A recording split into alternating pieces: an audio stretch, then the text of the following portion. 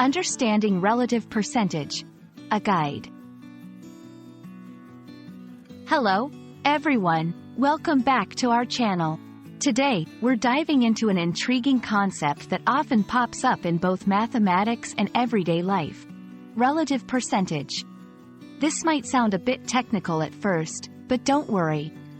We're going to break it down together, making it easy to understand and apply in various situations. So, let's get started and explore what relative percentage really means and why it's so important. At its core, relative percentage refers to the percentage that one value represents in relation to another value. It's all about comparing two numbers and expressing the difference or the relation between them as a percentage. This can help us understand growth, decrease, or comparison in a very intuitive way because percentages are easier to grasp and visualize than just raw numbers. For example, if a store's sales were $1,000 one month and $1,100 the next, we can use relative percentage to express the increase in sales. The calculation here helps us see the change not just as an absolute number, but in terms of its proportion to the original figure, giving us a clearer picture of growth. Calculating relative percentage might seem daunting, but it's actually quite straightforward. Here's the basic formula.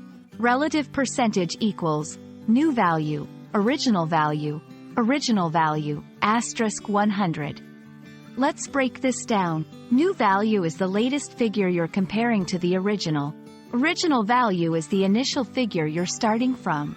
Subtract the original value from the new value to find the difference.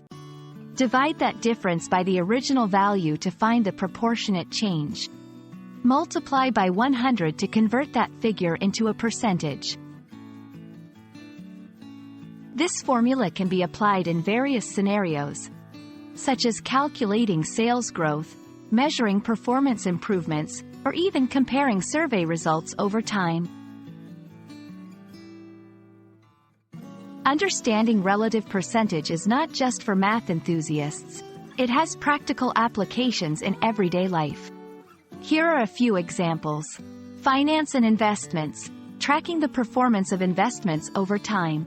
Shopping discounts, figuring out how much you save during sales. Fitness goals, measuring progress in fitness or weight loss programs. Academic growth, comparing test scores or grades to measure improvement.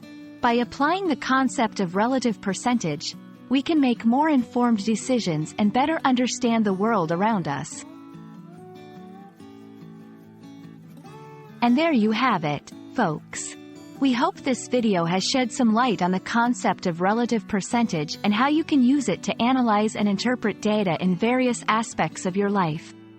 It's a powerful tool that, once mastered, can provide valuable insights into changes and trends. Remember, practice makes perfect. So, try applying this concept in your daily life and see how it changes your perspective on numbers and percentages. Thank you for watching, and we look forward to seeing you in our next video. Stay curious and keep learning.